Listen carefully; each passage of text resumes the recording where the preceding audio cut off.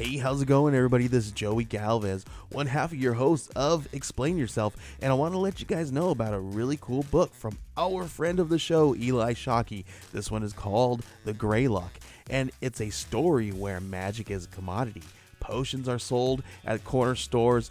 Orcs and dwarves earn a living in cubicles, not on the battlefields. But there are those who resist the house's magic's laws. Branded a criminal and forced to live as a wand for hire, there is a spell slinger they call the Greylock.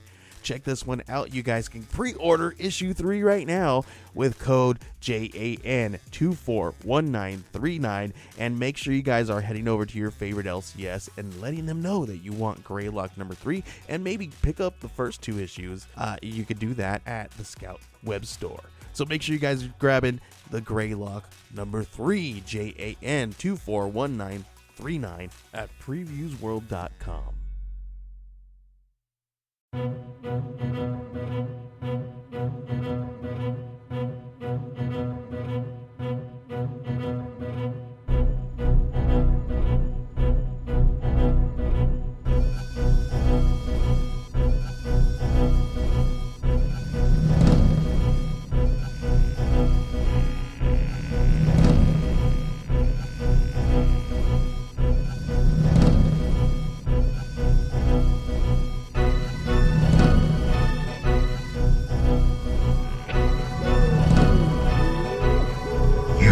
Entering the world of Crisis on Infinite Films, brought to you by All Too Real 2 Podcast.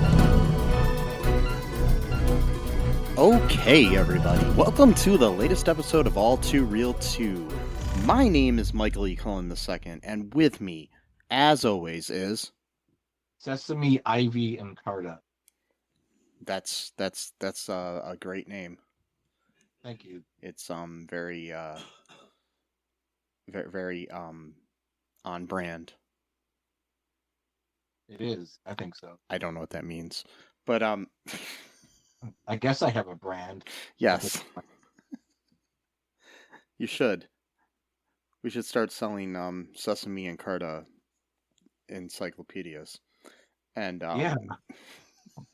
And it's just like nothing but like transcripts of our reviews into like a book format.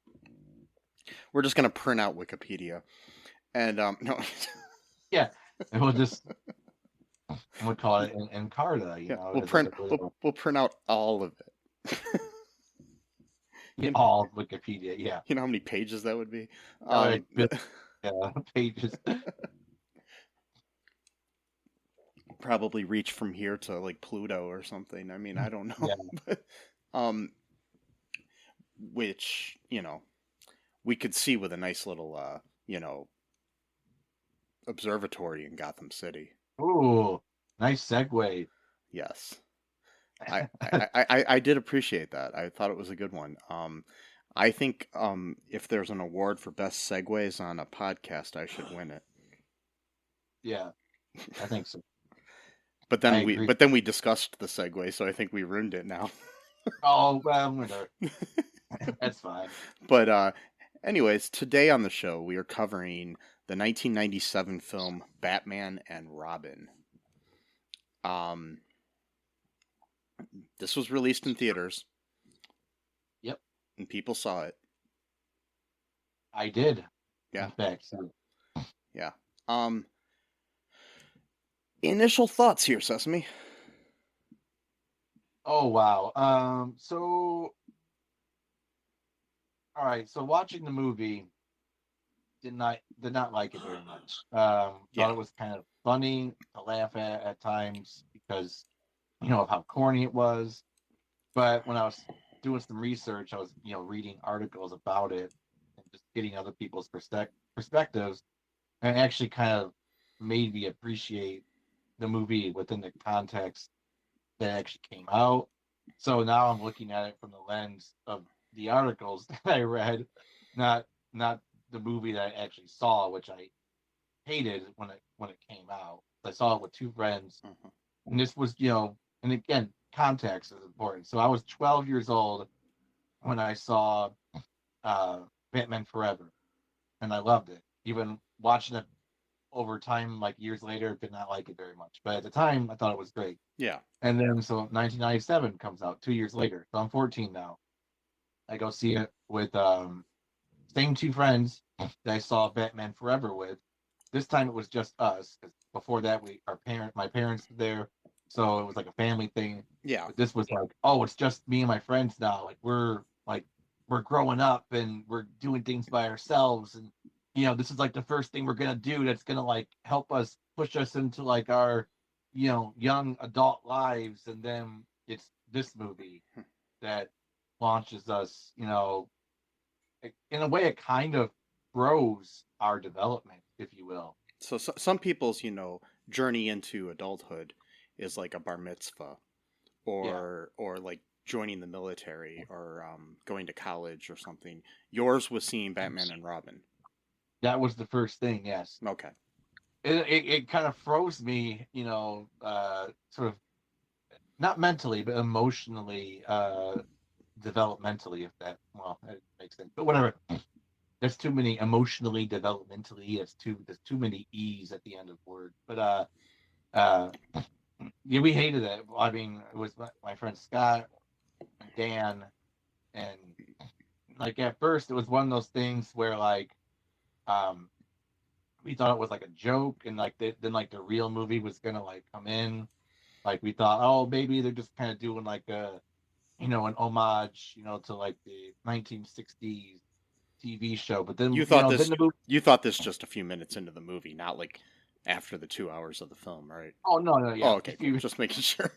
Thinking like, yeah, it's just like then we're gonna get to like the real movie, and it's gonna be kind of dark, or or at least a little bit of campy, but not overdone. Because like for example, so like when Metallica came out with Saint Anger in 2003, Yeah. same thing happened. Both my brother and I bought copies together, and we put one of them in the CD player in the car, and we're listening to the first song, and we're like, okay, this sounds kind of weird. Maybe it's just like the intro, and then like a minute, two goes into it, like, okay, like, this is a really long intro for the song to actually like get into like a Metallica song, and then like, all right, like the whole song goes by, like, okay, I guess this is just how it sounds like now. And it was like every song, like, all right, this is the album. Apparently it sucks, but this is what it is. So that's very much like, that's very much how I felt with Justin Bieber's second album. Yeah, well, I'm just joking. I have no idea what his second album is. You got the first album was great. Sometimes you go out on a high note, and it just like just like Michael, what's the dude, Tubular Bells, that dude, I forgot his name, the guy who wrote Tubular Bells, that was played Exorcist, like that was like his first album, and then like he could never top it, so he just like went crazy because he was like 18 years old when he wrote it and everything. He's like, damn it, I can't. So that's kind of how I felt with seeing this. I was like, oh god, this is starting my adolescence. And then it's this piece of shit movie. So I watched it again Saturday, and I didn't hate it. I just was laughing at it. I thought it was stupid, but I didn't actually hate it. Then I started reading those articles, and I was like, oh well, I can actually now sort of like actually appreciate the like what it was like. It was trying to be like that. Like it wasn't. See, I had the impression that like this was all a mistake. Like it just turned out this way. Like that they wanted it to be like Batman Returns, like with Catwoman, and Yeah. that's like the brilliant movie. Like it's very dark. It's very, but it's still jokey in its own way. So it kind of just has this. It kind of creates this really good balance between those two things. So I had always assumed that this movie was not supposed to be as stupid as it was, until I realized no, there's no way this was an accident. Like this was like, so I was like, okay, now I can appreciate that this is how it was. And the other thing too, sorry, I'm not. Oh no, keep going. The other thing too is that, so at the time, I didn't really understand the concept of like a movie series. Like I thought these were all standalone Batman films. Like I didn't know that they were supposed to be connected, like part of one big series. But then at the same time, it did feel like each standalone Batman film was so weird and different from the other. So I was like really confused about like what was going on, because he had 3 different actors playing Batman in 4 movies. Yeah. And I thought these were all standalone films. If I had known that they were supposed to be a series, I probably actually would have been more confused than I already was when I first saw Yeah, it. I mean, the thing is, it's kind of like, I mean, they are standalone, but in a series at the same time, because you don't have to necessarily have watched the other three to know that who Batman and Robin are, and kind of, know they're the good guys, sort of thing. It's kind of like James Bond movies. You don't really have to see, Doctor No to understand From Russia with Love or something. Yeah. Yeah. But if you're a purist, you need to watch them all. No. Yeah, you gotta watch every episode. Well, like what channel? What I forgot what app has all the Doctor Who episodes like Yeah. series. I go because I never really got into Doctor Who, but like Yeah. for some reason I've gotten an itch lately, and I want to just go through like the whole thing from like the beginning. Like, Yeah. Do you want to go back to the 60s, or do you want to oh go yeah, to? Oh, okay. I'm talking like the Yeah. earliest. Yeah, There are a lot of missing episodes though from the early series. So well, I'll do Yeah. the best I can. I mean, Yeah. yeah. yeah, because they weren't saving things like they do now. So yeah. Right, it gets aired on TV, and they just There was lost it aired once, and they didn't really give a shit anymore after that. Right. Because a Yeah, lot 'cause of that- a lot of things, I mean, are a lot of early television aired live too. Not that did, but prior to I Love Lucy and Honeymooners and stuff like that, like sitcoms that aired in the United States and in Great Britain aired once live, and until they created Kinescope, you didn't really ever see them again. And that was where they just basically put a film camera in front of a monitor while the thing was being performed Oh wow. and recorded that. And then they could air it like in Los Angeles after it aired in New York or whatever. So, yeah. They'd have to ship it out there. It might be in early TV, I think sometimes, if a TV show aired on a Monday, you didn't get to see it until Wednesday if you lived in the West Coast or something sometimes. So, Wow. Yeah. And most TV was broadcast out of New York at that time. But, but anyways, I don't know where we got on that. But, it's the movie, it was good. I mean, I loved Batman 1989. It's brilliant. Probably one of the best superhero films ever made. The Batman Returns is a unique animal all of its own. It's good. I won't say it's better than 89. That's just my own personal opinion, but I like it. Batman Forever was decent, but I mean there was issues where when Batman Returns came out, for some odd reason, even though the first movie was really dark, people thought the second one was too dark. And they were upset that they took their kids to see it. So the studio basically forced the hand of getting Tim Burton out of the director's chair. He was still a producer on Batman Forever. Brought in Joel Schumacher, who was a big fan of the Adam West TV series. And the more colorful 60s comic books of Batman. And so he brought this whole cartoon aspect to it. And that's what he was going for with it. But Batman Forever still had a heart to it and a deep psychological story to it and everything. Mm-hmm. And I think Batman Forever is actually a good movie. Then there was 3 years in between Batman 89 and then Batman Returns came out in 92. And then there was 95 is when Batman Forever came out. So you had a nice 3 years in between to develop things and before you had to release it. Then you have, they rushed it to 97. So it was they all came out in June each year. Okay. So you have June of 95 till June of 97, where is in between the two movies. It was almost too soon, and they made the toys before the script was finished.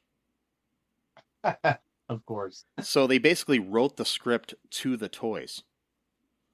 So it's what they call a toyetic film.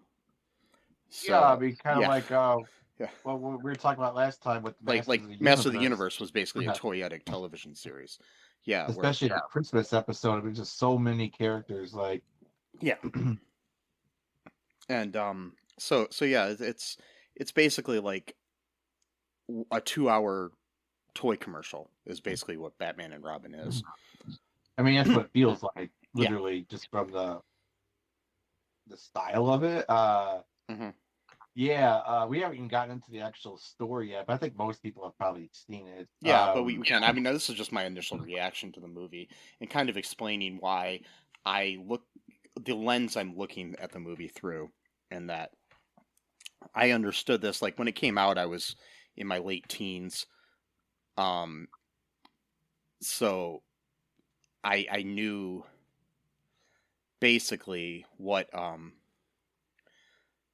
what to expect. I wasn't expecting a good movie. Like when I saw Batman Forever, I saw that in theaters and I was blown away in theaters by it. At the time, it's not doesn't really hold up necessarily.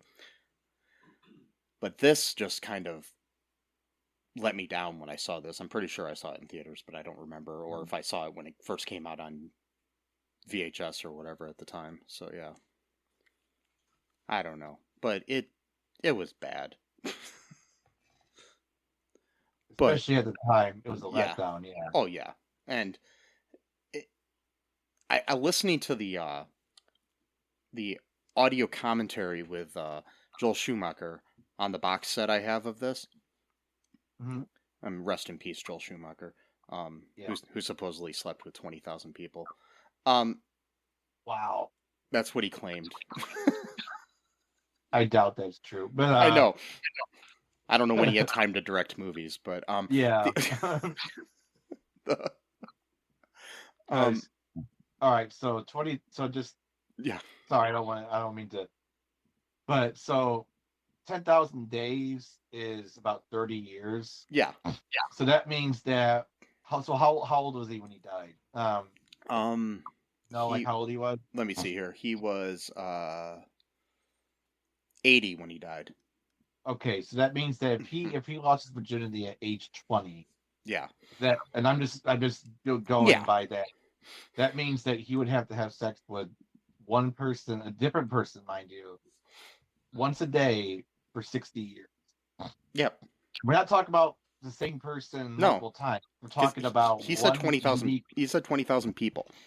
I don't believe he was a gay man, but he did, according to him, have sex with multiple women as well. I don't even think there was even 20,000 gay people in the United States at that but some of them were women that he had. Yeah.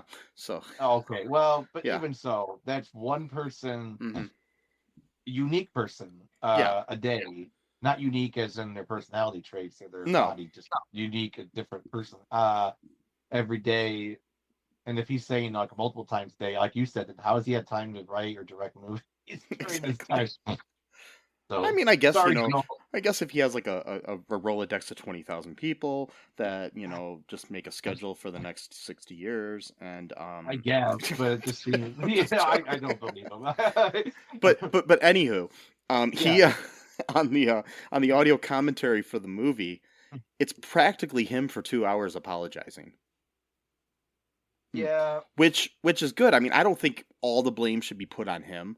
Some of it should be on the writing, obviously, with Akiva Goldsman, but and some of it on the acting and stuff like that. But the thing is, it's like he said about it in interviews from time to time. He says when something goes great, we should all take the credit for it. But when something goes bad, it should all fall on the director. Okay. Which is actually the way you should look at things. Because you're the person in charge. And if things are going good, you want to give credit to those people that are going well. But if things are going bad, it's kind of your fault because you hired the wrong people, you didn't direct them in the right way, whatever it was, So it kind of falls on your shoulders. Yeah. So I agree with him. With that said, any of my movies that are bad, it's everybody else's fault. I'm just joking. That was sarcasm, folks. Don't take it. That was great. Yeah. So what's happening here in this movie?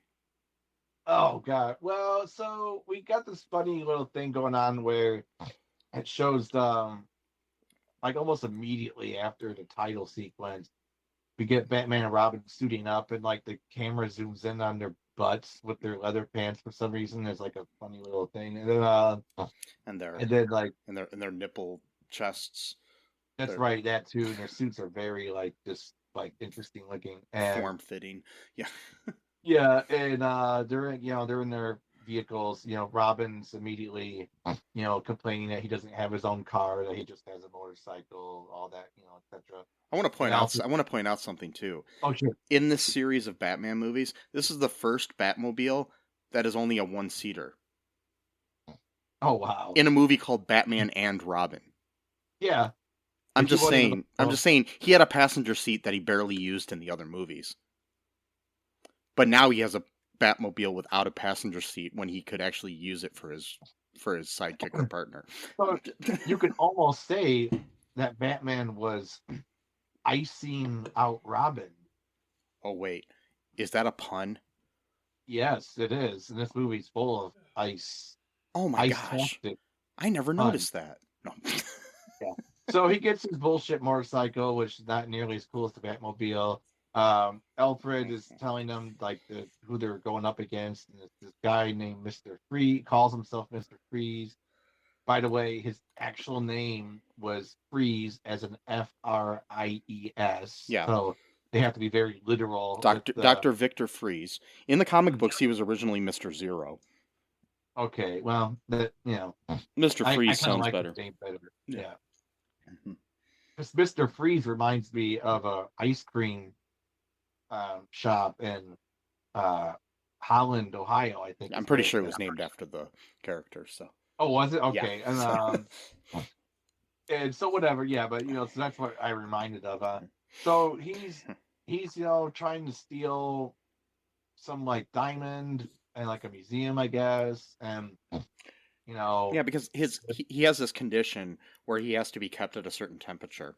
That's why he's called Mr. Freeze. Yeah. And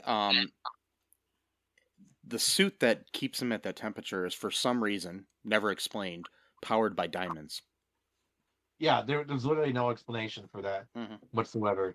That the diamonds, so he needs like this really big one to like basically finish his collection that he needs to basically help us find a cure for his wife that he's got frozen in sort of like a cryogenic. Water. I don't know, weird, because water, not frozen. I don't know how that works, but whatever. And then and she's got something called McGregor's syndrome. Yeah, which comes in is a big plot point in this movie. So yeah. Yeah, and she's got like the worst stage of it or whatever. And then he was able to cure stage 1, but not the stage that she's at, which is like 3. I don't remember the exact number, but and so like he's like one of the he's got like the villain with like a point type of thing. Like he's not like Bane. Well, speaking of Bane, we'll get into that later. But this version of Bane is nowhere near the cool Tom Hardy. Yeah, not the cool Tom Hardy version from Dark Knight Rises. I was actually kind of pissed when I was watching this when I found out that was Bane. I was like, "Don't you fucking dare!" Oh yeah. Do Bane this way. I didn't remember, honestly, when I was watching this. I did not even remember him as a character. I remember Poison Ivy, which I accidentally switched her over into Batman Forever for some reason. Yeah, she was supposed to be in that script originally. Okay. Originally, Schumacher wanted her in that, but okay, didn't. I know too much about Batman. I shouldn't know this stuff. No, it's fine. So, yeah. I'm just saying there's better uses for my brain, but somehow I know this shit. Yeah, but if it's what you enjoy, I mean. Yeah, I know. But yeah, for some reason in my mind, I was placing her working alongside with the Riddler, baby, because he wore a green suit. Yeah, that's probably why. But no, she was in this one. But anyway, that's jumping ahead. But like, so they're like playing hockey on the ice because he's got like this sort of like freeze gun that he can shoot ice out of, and he kills people with, or at least freezes them and whatever. Yeah, my thing Yeah. here, okay, about the henchmen. I always question in some of these comic book movies and animated shows and stuff like that, and some of the Arrowverse even. It's like you get these henchmen, and you know, like, what's the process of getting these guys together? Like, Yeah. did he find a hockey team and then convince them to be his henchmen? Maybe. And then be like, okay, so you're not going to be able to wear your normal clothing. You're going to have to wear this, like, you know, ice-related clothing. Just like in the first Batman, the Joker's group of people are all dressed up like clowns, and Penguin, the people are all, you know, he's got like penguins as hench people, actually, real penguins. Yeah, it's actual and, penguins. Yeah, and you know, and then you know, like, and you know, you got crazy looking people with the Riddler and Two-Face and stuff, and it's just like you gotta really make sure that you understand who the villains are and who their henchmen are, because you know it would make too much sense for them and to be able to blend in with mainstream society, so that way they can attack without people noticing. I just wonder, is there like a you know, I mean, I know this was like probably pre, you know, internet being big, but is there like a Indeed.com that's just for hench people? It might be like a catalog, you know, like, but like a catalog you can only get from like the CD Underground, like, you know, like of criminals. Like, oh, I got a guy who shows me how to find other guys, you know. And, you know, I got a guy who finds me guys, you know, not in that way necessarily, but like, you know, well, maybe in that way, but like, it's like, you know, when Mr. Freeze goes on to WTF with Mark Maron, he's like, who's your guys? You know, who'd you start? Yeah. And it's like, it's my henchmen who can play hockey very well for some reason. Professionals, they're hitting this thing like it's an ice puck, you know, and for some reason he shoots his own henchmen at times. I don't understand, but like, anyways, he shoots Robin, and I swear to God, this ice looked like it was plastic. Like, I mean, and then like Batman just thaws him into boiling water, which I would think would actually be like make his body go into shock, actually. Oh, because yeah. you're not supposed to put ice into boiling water, you fucking moron. And I'm pretty sure after he was frozen like that, he would be dead already, but that's... It would have been, because Bruce Wayne's supposed to be, like, super smart, and he thinks to himself, oh, I'm going to throw a huge lump of ice the size of a human body into, like, a huge pool of boiling liquid. Whatever, fine. That's again, suspension of disbelief. It's important. Yeah. Oh no, he threw it in there, and then he made it boiling after Robin was in there. Yeah, but it was like right after. Yeah, I know. It's just like, I mean, yeah, it was like 2 seconds later. But like, and that's the other thing too, is like how. So that was my first thought actually in the whole beginning of the movie, because I was like really trying to come up with things to be critical about, and that was the first thing was, all right, so they don't even know who they're up against yet until Alfred tells them when Batman's driving the Batmobile. And then so they're at the museum, and they're, Batman's actually like trying to like make sure that none of the things are broken because he cares about like history or whatever. Okay. And then like Batman like activates their shoes to like have ice skates. Well, what? So did he just like anticipate that at some point in time he might be up against like a ice villain? Like, that seems weird. Like, like, I don't know. That to me, that seemed. I mean, maybe he's just he's got a sense of over preparedness as Batman, maybe. Yeah. But not only that though, also the liquid of boiling water. How would he know to have that as an option just in case someone were to be frozen? I mean, again, maybe Batman just prepares for everything, but he does not prepare apparently for pheromones that allow him to be infatuated with feminine wiles. So that brings us to Poison Ivy. Yeah, we go to this Wayne Enterprises lab in Brazil, and there's a Dr. Pamela Isley. She's working under this like mad scientist, Dr. Jason Woodrow. Pamela Isley is played by Uma Thurman, who is like, I had a huge crush on at this time. Me too. And Jason Woodrow is played by John Glover, who, by the way, was also recently in Shazam, another DC product. Oh. He was also in an episode of the TV show Lucifer, another DC product.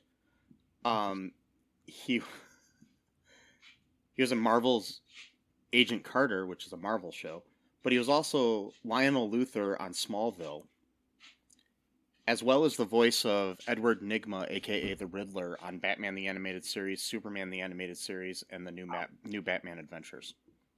Wow, so he's like a DC guy then. Yeah, basically.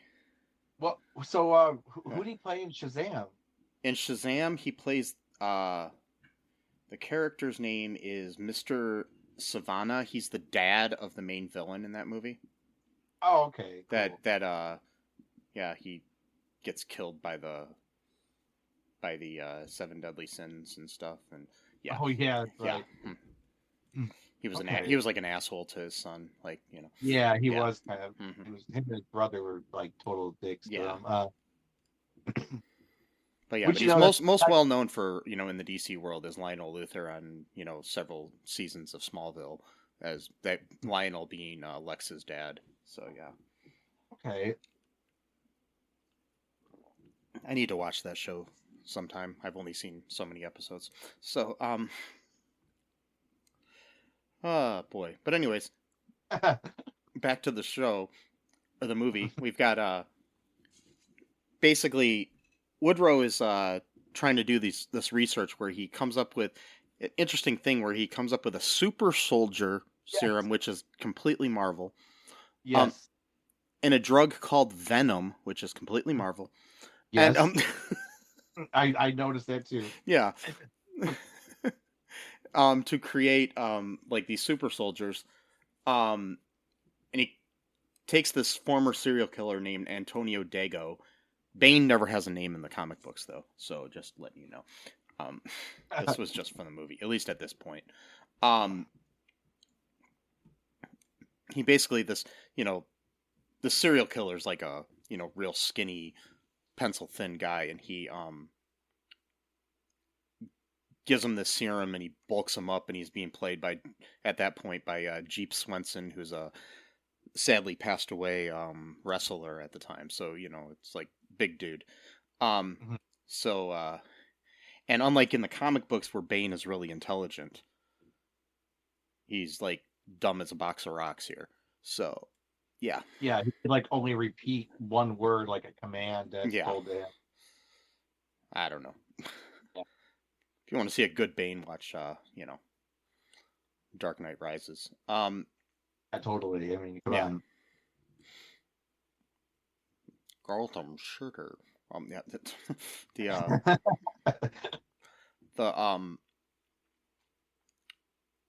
So she oversees all this stuff, and she threatens to expose him, and then he attempts to kill her by overturning this like shelf of like a bunch of chemicals and shit, and she's doused in these chemicals and is mutated into poison ivy, and then she kisses Woodrow and kills him with her kiss. Yeah, because they're lit by the venom. And when she sees things down, she picks up one of the beakers, and it says Wayne Industries on it or whatever, Enterprises, and so then she puts two and two together and decides to go to Gotham. Yeah, because when I was doing like chemistry, like in school, we always had like a thing where it said like the name of the company on the beaker, like. Oh yeah.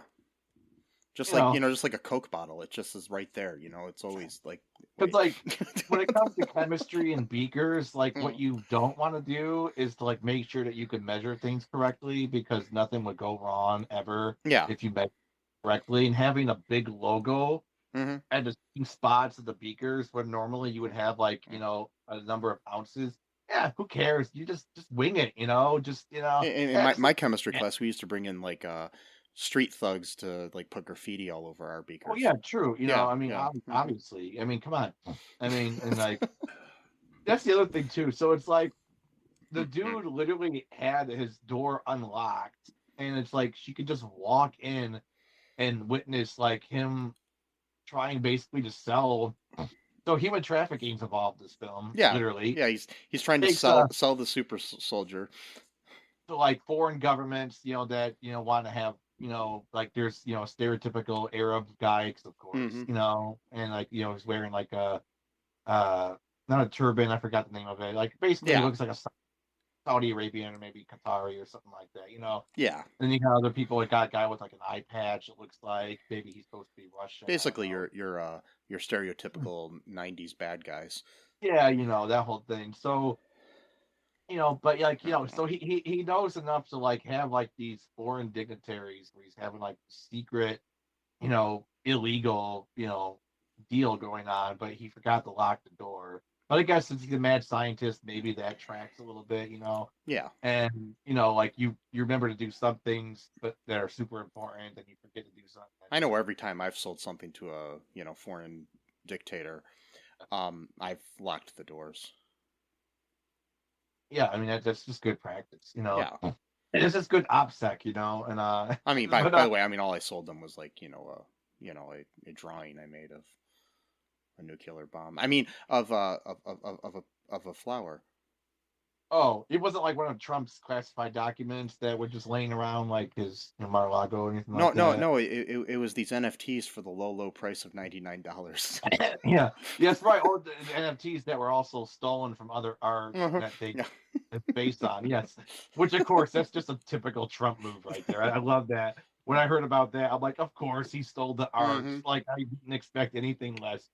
But anyway, so he's going around again human trafficking, and it puts we have like an interesting conversation here, which was not at all intended for the movie, but I took it as such, where he gets a serial killer, and so it becomes one of these things of like, oh well, we could just experiment on anyone who's bad, who cares? They're not human beings, No, right? it's like the slave labor Like, in the prison industry. I mean, right. yeah. So this guy's a serial killer, so it's okay if we pump his brain full of like extremely painful Yeah. liquid, in a mask, so he can't escape, and he's just writhing in pain until he turns into this quote super soldier, which again is the Marvel thing. But but Captain America is cool and can actually talk and do things, not just wear a bullshit top hat as he's driving around Poison Ivy in a fucking limousine. The best But anyway, the best disguise ever. oh, totally. I mean, I would totally believe that. And she's like, drive. He's like, drive.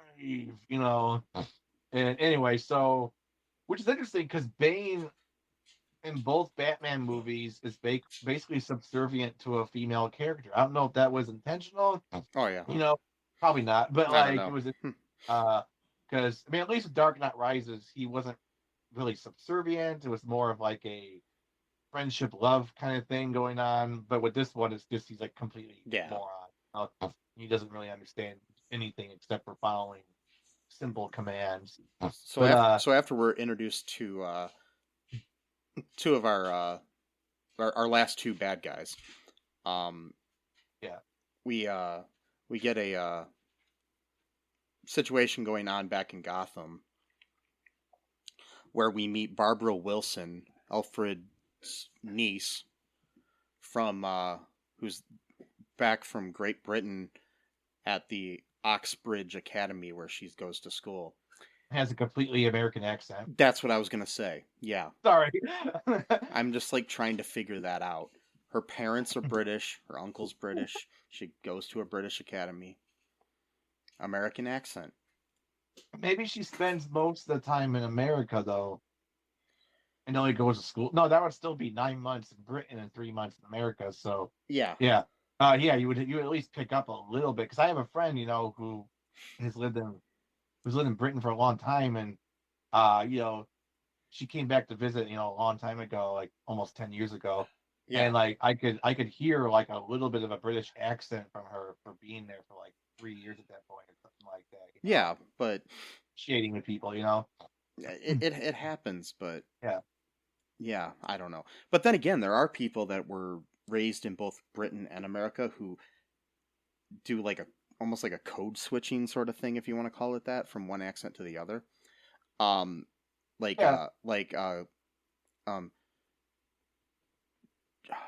the chick from X-Files, Gillian Anderson. That's her name. Yeah, she's both American and British. Like one of her parents is American, the other one's British. She goes in and out of the accents. I went to Yeah. school with two siblings, and I don't know if they were twins or not, but I went to school with both of them, and yeah, their mother was British, and their father was American, and like they had like almost like a half and half accent, like Midwestern, Ohio accent and British accent, Yeah. and sounded very unique. It was interesting. Yeah, because it's really weird. Like if you watch interviews with Gillian Anderson, I know this is off topic a little bit, but you watch interviews of her on the BBC, completely British accent when she's talking to the interviewers. Watch her on like old episodes of like The Tonight Show with Jay Leno, completely an American accent. Interesting. Yeah, it's weird. Maybe back then it was like seeing it. Well, I don't really know. I don't really think there was that much prejudice against British people. But I don't know. I don't know. But even like recently, like if you see her on like, it's really weird when you see her. Like I swear I saw like an interview with her on James Corden, who is British, where she had an American accent because the show's in America. Maybe it's just out of habit, Yeah, at this point. but it was just really weird. I'll have to do more research into that. Maybe we can talk about that in a future episode. But for right now, so anyways, we've got Barbara Wilson showing up for a surprise visit. She's invited by Bruce, who, by the way, is George Clooney in this movie. Yeah, of course. And Alicia Silverstone is playing Barbara, who for some reason in this movie is Alfred's niece instead of being Commissioner Gordon's daughter. Yeah, like in every other incarnation of the character. But yeah. At least I don't know. most incarnations. So it works for the story purposes, but it's different. It does. Yeah. So she's invited to stay at the mansion and until she goes back to school. While this is going on, we also have Wayne Enterprises is presenting a new telescope for the Gotham Observatory. And there's like this big press conference where Poison Ivy interrupts it.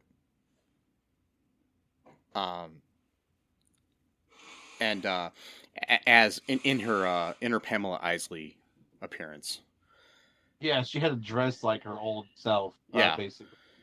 And she proposes a project to Bruce that he declines about, like, basically it would kill millions of people but save the planet. Right. Yes. So she's basically an eco-fascist. Yeah. At this point, yeah. Mm-hmm. So, he's like, yeah, I don't think so.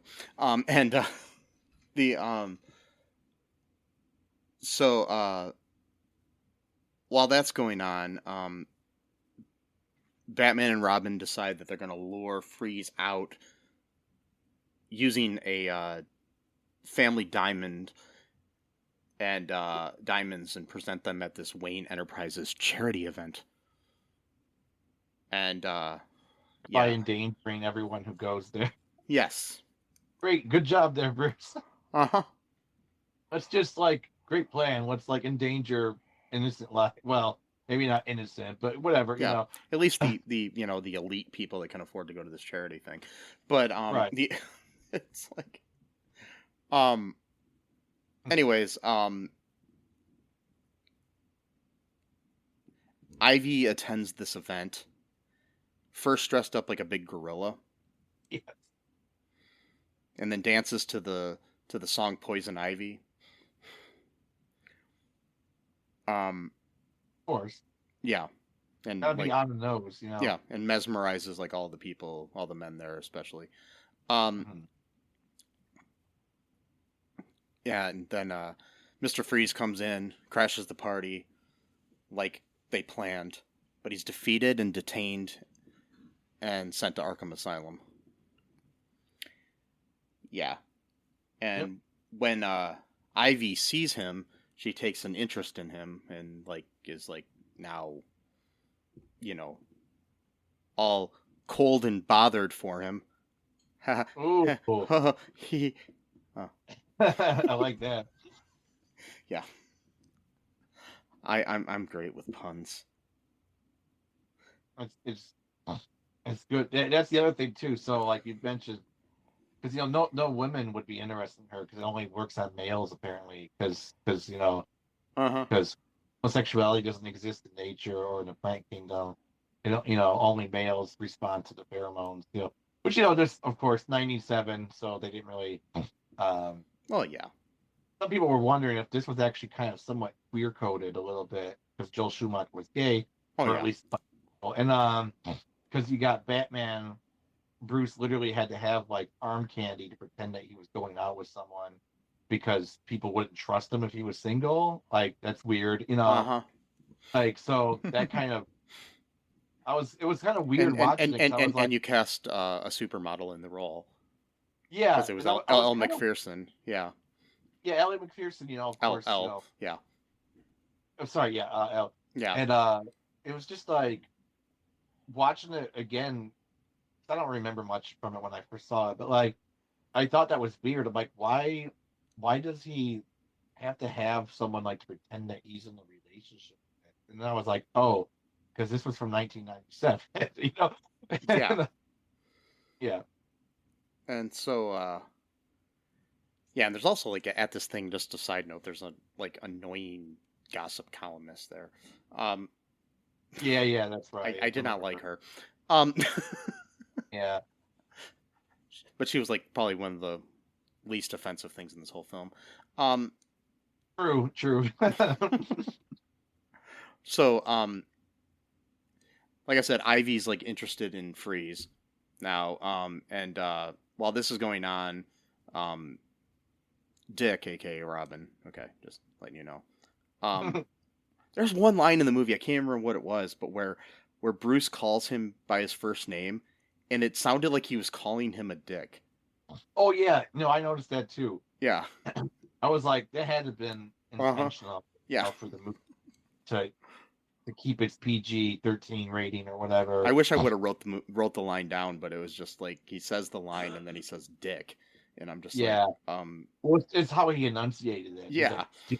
Like, because like a subplot is that this whole movie, Robin is just being like whiny the whole time about how Bruce doesn't trust him to make his own decisions, blah blah blah, that whole thing. I was reading about this that they needed that they felt like that they needed to make him kind of being like a whiny teenager because they wanted some more conflict in the movie. A movie where you have 3 villains, you needed more conflict. Yeah, exactly. That's the other thing too. Is like, I was like, the weird thing though about this though is that even though they had what you might consider too many villains, it didn't really feel like it was much in this particular movie. So that's like the one good thing I could say about it. It's not really too many because mainly because Bane has no personality. Yeah, he's just like there as muscle, like. Yeah, if they would have given him like, a personality of any kind, it would have felt overstuffed. Like some other like some Spider-Man movies and stuff. Like, where you've got like what's that one? Spider-Man, is it Spider-Man 3? Yeah, that's the one. Yeah, where you've got Venom and you've got Sandman, and then you got like previous villains from other movies all in there, and you're just like, okay. Well, I almost want everybody to just die. I don't really care. Yeah. Well, you had the son of the Hobgoblin. Yeah. Best friend. Mm-hmm. So you had at least 3 major villains in there who were taking up screen time. But anywho, yeah. What's that? That movie was not that good at all. Spider-Man 3. I enjoyed it when I saw it in theaters, but watching it on repeat, I don't really enjoy it. So we got this situation where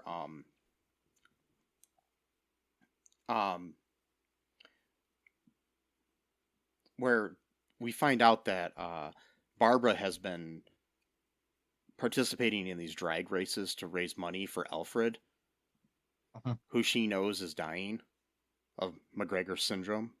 Dun dun dun. Oh, yeah, the same. Yeah, yeah. the same. Yeah. And she's just like, at one point telling Dick that she's just like, I don't want him in this life of servitude where he's, being treated like living so badly and all this other stuff. She's like, do you see where he lives? Yeah, and plus, too, you think after all these years, if he really wanted to leave, he could. Like, nobody's holding him there. No, and if anybody knows the story of Bruce Wayne and his parents, you know that Alfred was a friend of theirs, who was also a servant of theirs, and he in their will they left Bruce to him. So he was the guardian. So he was the guardian. Yeah. And also later incarnations, he was revealed that he himself was like super, like almost like a Batman figured his own way, kind of. Oh yeah. Like, there is a really good, good storyline here. I will tell you this: Michael Gough, who plays Alfred, his performance in this is great.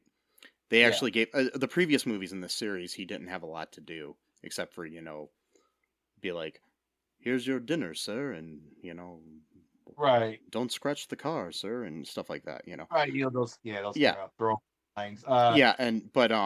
He does have a lot to do here, and there is a line where he says something like, the only regret I have is that I wasn't out there with you guys fighting, or something like that. So it's like, yeah. So there's that. So it gives you a kind of hint to the fact of his life as a spy in the past or something, or at least his desire to do that, that if he was younger, he would have been or his life had different circumstances, maybe he would have been a vigilante too. Which he kind of is, anyways, because he's helping out the town's vigilante. And I want to tell you folks, kids, vigilantism is bad. Bad. Yes. Don't do it. No. Don't become like Batman or Mr. Freeze. Or do it. I don't care. Anyway, so well, that's a mixed message. No. You know what? What? It is and it isn't. Anyway, so that's philosophical there. So we've got she's participating in these drag races. I can't remember if it's in the deleted scenes or in the actual movie where we see Coolio among these people. No, that was in the movie. Okay, yeah, because I had a fever dream where I was like, was that Coolio? Yeah, anyways. So he was the guy that was like placing the bets and stuff. Yeah. Kind of orchestrating the whole thing. Because then I read later that there was actually talk that Joel Schumacher, if he was able to direct another movie, wanted to have Coolio play Scarecrow. Ooh. Yeah, that would have been pretty cool. Yeah. So anyways, we find that out about her, that she wants to save Alfred. Batman and Robin and the police arrive at Freeze's lair because he had escaped from Arkham. And with the help of Ivy, who brings his clothes, his suit to him. I mean, so they find that out. They find out that Nora is. They go to his lair. Where, by the way, earlier there was a weird fucking scene where he's making all of his henchmen who are freezing their asses off. Sing along to the Snow Miser sequence from A Year Without Santa Claus. Yeah, that was weird. And of course, he's smoking a cigar because it's Arnold. But yeah, how would he be able to light a cigar if he's freezing? You know what I mean? It's a good question. And he's supposed to keep his body temperature at a certain temperature. Yeah, so you think that a cigar would heat up his throat at least. Whatever, fine. And maybe it wasn't lit. Maybe he just likes the taste of it, in his mouth, kind of thing. I don't know. Yeah. And then the one black person in the movie that I could see is like just one of like his henchman, I guess. Like Then like she's only in like one scene, that's it, and she just like flirts with them and wants to like and that's basically, Vivica A. Fox too. yeah, which is like a really famous actress at Yeah, that time. just a few years later, she after this movie came out, she was in Kill Bill with Uma Thurman. Right. So, So her only role was like to be eye candy and the Drake basically trying to seduce him, but he's like, yeah, I only have eyes for my wife type of thing. And hmm that was it. That was the whole thing. She was gone. yeah. After that. It makes you wonder if there was like some kind of plot for her that fell on the cutting room floor, or they just Yeah. thought, you know, It's possible. we're gonna use an actress who's well known for this really small role. I mean, in the previous film, like sidekicks for like I think for Jim Carrey's Riddler, like one of them was Drew Barrymore. Oh wow. Yeah, so you got like random like celebrities in these thankless roles, you know. So, Right, I forgot about that. yeah, It's I can't remember who the lovely. other one was, but they were both like bigger name actresses at the time, and you're just like, Yeah. why are they in this movie? Um, Maybe it was just like a cheap ploy to be like, oh, so and so was in this movie, you know, like yeah, gotta go see it because, you know, this famous actress or actor, you know, whatever. well Which they kind of did that with the opposite though, with Multiverse of Madness, yeah, where there was like all these rumors that Tom Cruise was gonna play like a multiverse Iron Man. oh And it was yeah. almost like they almost paid him to pretend that he might be in the movie, even though he wasn't. Like, Oh you know yeah, what I well, mean? yeah. So, The other actress was these were two not Jim Carrey's um henchwomen. It was Two Faces, Tommy Lee Jones. It was Drew Barrymore and Debbie Mazar. oh yeah, that's what, Both like well respected actresses. Like okay. yeah. So anyways, so yeah, but back to this one where you just randomly have Vivica A. Fox in there, but they find Nora's chamber where she's, you know, frozen or whatever she is in some kind of stasis, and they find out that that there's a, you know, that she has McGregor syndrome and all that stuff too, and hers is worse than Alfred's, and that he's been developing a cure of some sort for his wife. But he can only cure people at an earlier stage, which is coincidentally the stage that a person dying on their deathbed has. Yeah, Alfred, interesting. I don't get how it's an earlier stage, but he's almost dead. Yeah, good point actually about that one. Maybe because he's a little bit older, maybe she could bounce back from it. I don't know. Possibly. I doubt they thought that they didn't far, probably but, think this through. Yeah. I don't think they thought a lot of things through when they were making this movie. No, I don't. Like I said, I think they started filming before the script was completed. So Yes, I think so too. Yeah. Like, all right, we're gonna build a set, and then we're Mhm. gonna like write a script around it, basically. Yeah. We're gonna make the toys, then build the set, and then Yes, yeah. yes.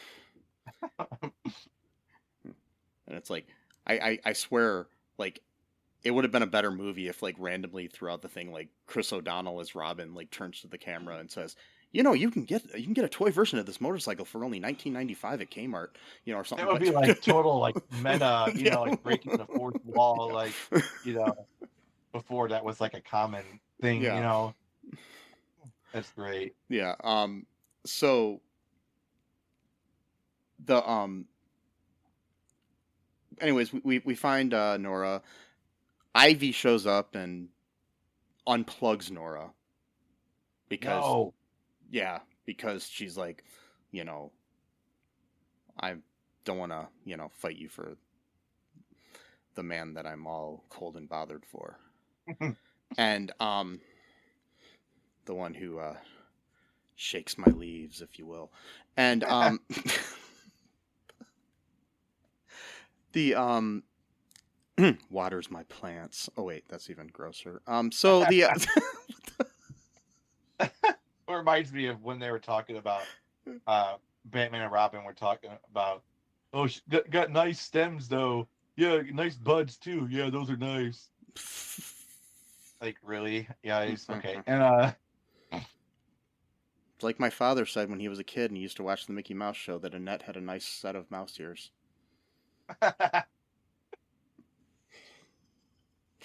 And so wow. the we've got they're all trying to, fight each other and blah blah blah. I don't know. I got bored at this point. What happens here? I'm trying to remember. Yeah, so she pulls the plug on her, because she doesn't want, like you said, she wants to be with, Victor. And they hatch this plan together where, because she lies and tells him that Batman did it, and that like they should team up and just basically like destroy the whole world together. Because before Mr. Freeze was just gonna freeze Gotham for a little bit, or at least threaten to, because he wanted to Yeah. hold the city at ransom so that they could basically give him like all the diamonds and money he needed to finish his cure.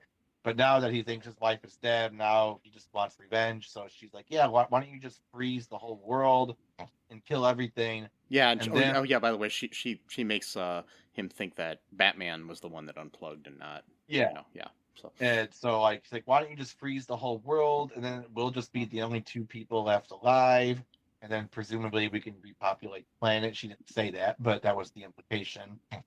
Instead, as Reynolds would say, it's the implication. What else are you gonna do, right? You can't go anywhere because the world's frozen over. So, but technically, it's your choice. But you won't say no because of the implication. Anyway, that was her. That was like Ivy Reynolds. Is yes, her lot. And part of the reason why she liked him so much, because it's like stereotypical, because he was the one person that couldn't respond to her pheromone trick. So it was the whole like, oh, I want the guy who doesn't want me, trope type of thing, That's what they were going for, kind of, with that.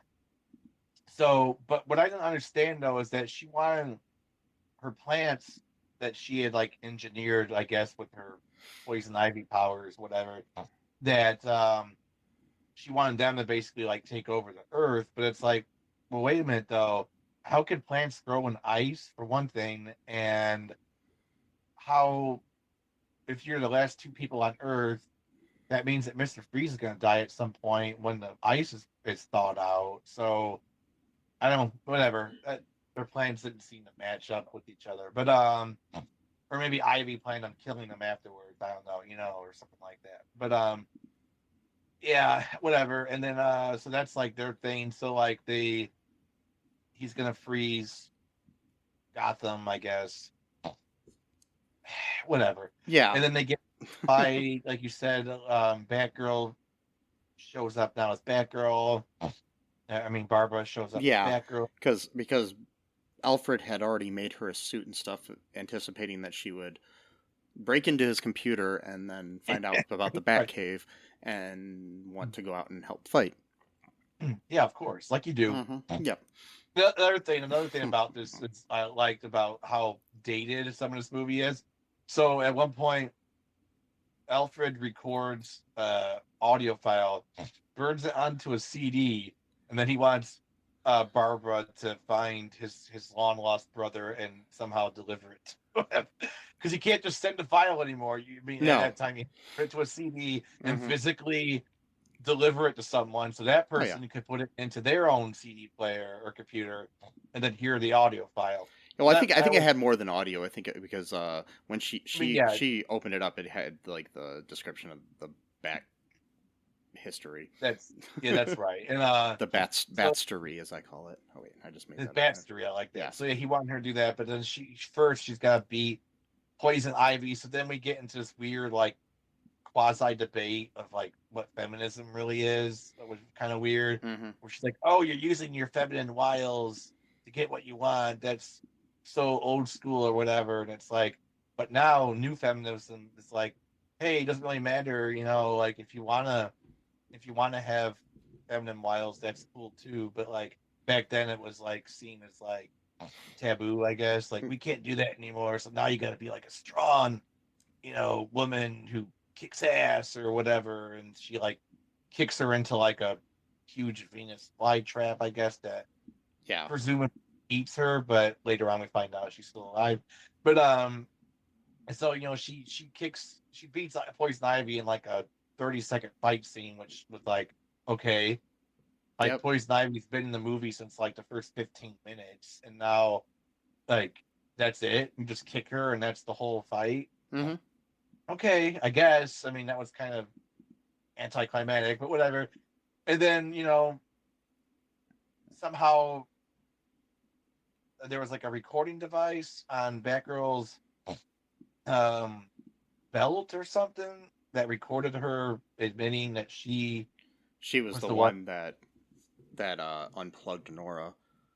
So how would they know that Batgirl is going to be the one to defeat her? Whatever. Well, I don't know if she recorded it or if she played it back or what. Who knows? It's yeah, hard. who knows? Yeah. But whatever. Yeah. There's a recording of her admitting that she's the one that did it.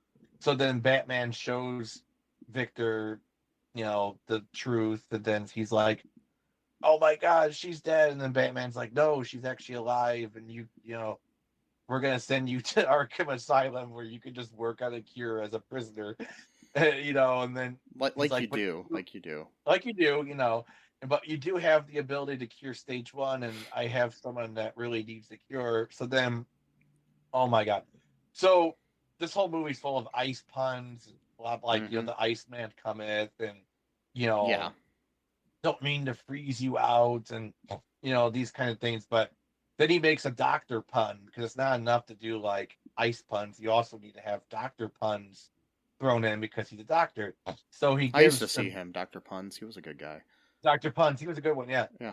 Good pediatrician. Anyway, but nice guy. But whatever, so he has like these 2 vials that are like blue that's supposed to cure stage 1 McGregor's syndrome. Yeah. And he says, "Take 2 and call me in the morning." Yep. And I remember that when I first saw it. That line stuck with me all these decades later. Yes. I forgot most of the movie, but I remember that one part where he's laying down and he goes, "Take 2 and call me in the morning." Like, when I heard it, it just reminded me of the bad joke I wrote as an 8-year-old. Oh, yeah? What's that? What did God tell Moses when he gave him the 10 Commandments? What? Take these 2 tablets and call me in the morning. That's actually pretty good, though. Oh, I know. For an 8-year-old. Yeah. That's actually pretty good, though. But yeah, the so anyways, they end up going back and they cure Alfred. And of his literally on death's door. Yeah. Like, and he comes out and he's all cool, and then they basically find out that for some odd reason, which I don't understand how this prison system works in Gotham, they put Ivy in the same cell as Freeze. Which, that's weird. Pretty sure they have like separate cells for men and women. That's just usually do that for male and female. Yeah. Especially like at an Arkham, which is like for like the criminally insane. That's the other thing too. So I mean, they might have a similar common area or something, but even then, they usually will rotate like who's going to be able to be out in the common area. They usually do, but yeah. Again, never. But like that's the other thing. So why is it always all the villains get sent to Arkham Asylum, which is supposed to be for like insane people? Like every villain, because most of the villains are insane. But it doesn't make any sense because like you could be a villain and still have like your thoughts are still clear, and like for example, Bane in The Dark Knight Rises was not insane. There is a penitentiary nearby too, I believe. Okay. So that I've in certain adaptations of Batman, there's jails and penitentiaries and stuff too. So like in Arrow, they send them to what was it called? I forgot the name of it. Not Iron Heights. There's one. Well, there's Iron Heights, and then there's like what was the other one? Argus, right? Argus. No, Argus is like that's like an organization, like a government organization, kind of like Homeland Security or something like that. Yeah. Yeah. So I don't know, but Iron Heights is one of them that is in DC that they use to send people to sometimes. Yeah. But anyways, and then they end the movie with Ivy in the cell with him, and then Alfred gets the cure, and Bruce and Dick agree to let Barbara join their fighting team, and then you have this really cheesy thing where they're all running out at the end of the thing like they're about to go on to their next adventure that never comes. Yeah, because they didn't make a fifth one. Yeah, Yeah. so it's like, all right, now we got a trio, which is awesome because you got the trio and Harry Potter, and all these. We're gonna get something great. It's coming. Nothing. Which is another interesting thing. So Barbara / Batgirl, so stoked about her superior version of feminism to Poison Ivy. Because Poison Ivy quote only uses her feminine wiles. Let's see here. What did Poison Ivy accomplish though? So she used her quote feminine wiles according to Barbara. That's her words, not mine. So don't come at me. Yeah. Me saying what she said. I'm just quoting her. But okay, so Poison Ivy almost accomplished her goal of taking over the entire world, killing everyone, and having her plants basically become like the new main species of the world. What did you accomplish? You kicked someone into a Venus flytrap. Oh, wow. And then on the same token of that, now Victor gets to exact his revenge on a female cellmate, and he gets a redemption story to go cure his wife while he's killing or seeking revenge on his cellmate, but she doesn't get a redemption arc. Okay, well, that seems pretty sexist there, Barbara, but whatever, no matter. Maybe you learn that in your academic, snobby schools in Britain or something like that, but hey, whatever floats your boat, Barbara, I guess, Yep. You fucking hypocrite, but so sorry. So that's the movie, right? That's it. Yeah. I got a question. We obviously forgot a few things, but yeah, whatever. I'm sure we did. Yeah. Before we wrap things up here, I got a question for you. Who's your favorite Batman? Live action or animated, either way. Well, let's see here. Oh man, it's a cross between 3 actually. So Michael Keaton's probably number 1.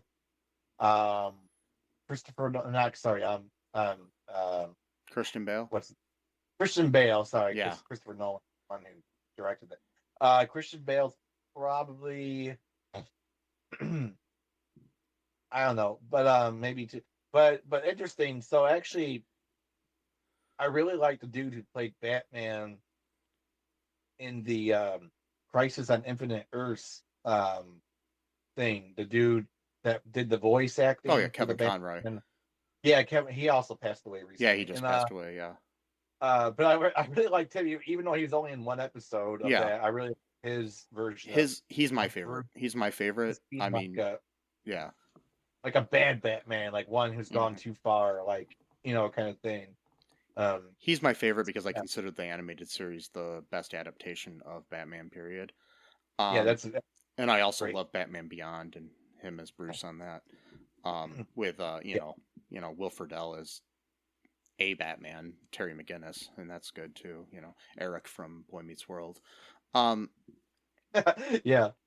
But so I did a poll on our podcast Facebook group to find out who our listeners' favorite Batman or Batmen are. Number 1 at 31% is Michael Keaton. Okay. Number 2 at 26 is Kevin Conroy. Okay. At 18% we have Christian Bale. So nobody voted for Val Kilmer. I'm coming back here. We got Adam West at 11. Okay. We've got other at 4%. So I just put other as a choice. At 3% and 2%, which I don't get how they decide which is 3 and which is 2 because they both have 2 votes. So these are all 2 votes each. We got Val Kilmer, George Clooney, Ben Affleck, and Robert Pattinson. That's right. I forgot about Ben Affleck. Yeah. So Batman, so those are some because somehow. Oh no! Wait. Oh, Ben Affleck's got 3 votes. And so Okay. he's at 3%. Let me look at the votes here. I did like him as Batman. Clooney somehow has 3% as well, but he's only got 2 votes. You know what? I don't It know might how have they something break this to do down. with So how quickly people voted for them, maybe. and like Maybe it's yeah, like you know. but somehow like I guess never mind. Okay, so we got 2%.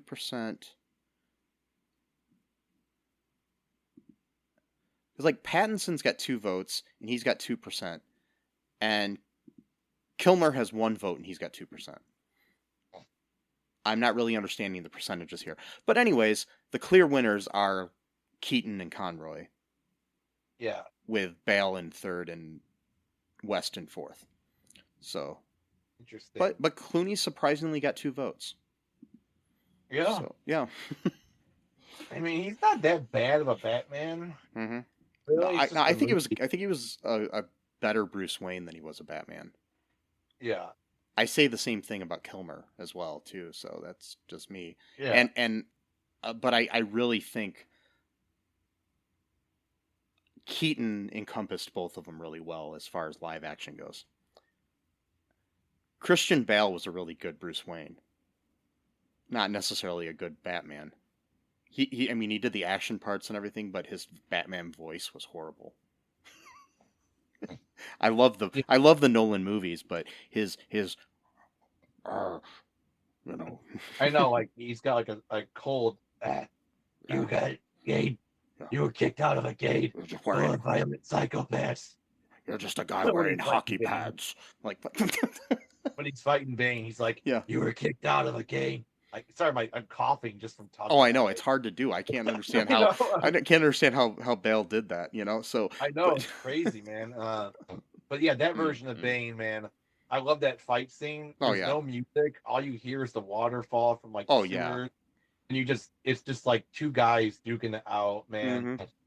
And like Bane's voice, I love like how like Bane was almost like an actor within the movie itself, like how he enunciated certain words, like when he's fighting them, and he does that whole thing where Batman turns the light off, and he's like, "Oh, you think?" I know it's like a cliche meme, like, "Oh, you think darkness is your ally?" But like the whole monologue where he's like, "Oh yeah, I didn't see the light until I was already a man," and then he's like, "Until then it was only blinding." Like, and the way he says blinding, he immediately just grabs his bro and just beats him up again. Like, interesting.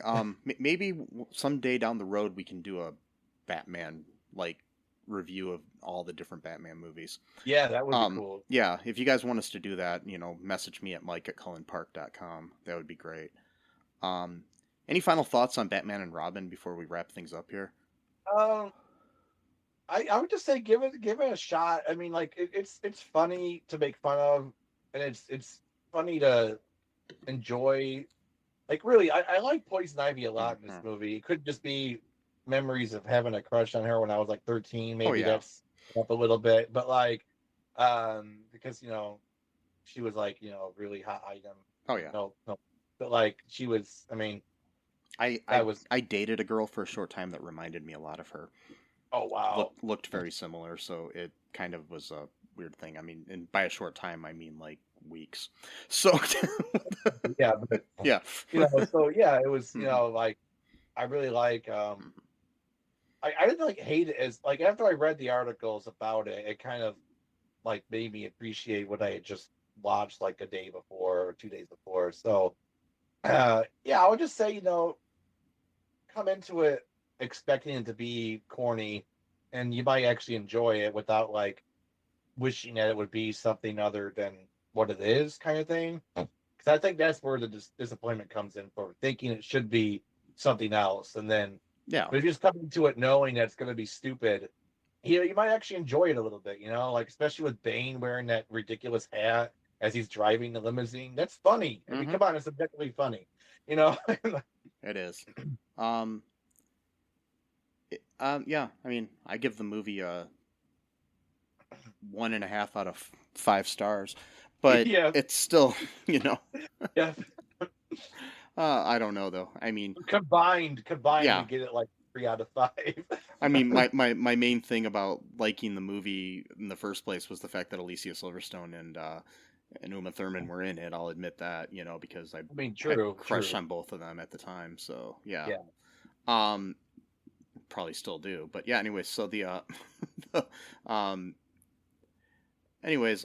speaking of movies from this era, let us know on our Facebook page if you can what your favorite movie from the 90s was, because I've got a project that I'm working on right now where I'm going to be revisiting some films from the 90s. So let us know. Also, and that's on our Facebook, join our group, like it, or whatever you kids do on there, and make sure you rate our podcast, give us a 5-star on Apple, subscribe wherever you're listening to this right now, subscribe to our YouTube channel, also check out our TeePublic, our Patreon, our Gobbledygook, and our Who's He What's It's, and are these things? No. Oh, okay, cool. I'm just checking. Patreon's real. For some odd reason, it's on my script here. Oh, no. Patreon's real. Patreon is. Yeah. And but Who's He What's It's not? Not yet. Maybe if you create it, maybe it will be. What about TikTok? Is that real? Yeah, it is real. I don't use it, but it is real. Okay, we have one. I don't use it much, but we have one. And we do have we have one of those nitwits, Twitters. And it's run by a nitwit. I'm sorry. But anyways, I'm probably closing it soon though, so don't look for anything there really. Yeah. Anyways, but until next time, folks, remember to tune in. Same bat time. Same bat channel. Oh. And be good to each other. Remember that we love you. And bye-bye. Thanks for listening to All Too Real 2 podcast, a Cullen Park production. Produced and edited by Michael E. Cullen II. Music by Matthew Hawes. Subscribe and share the show. Visit us at cullenpark.com.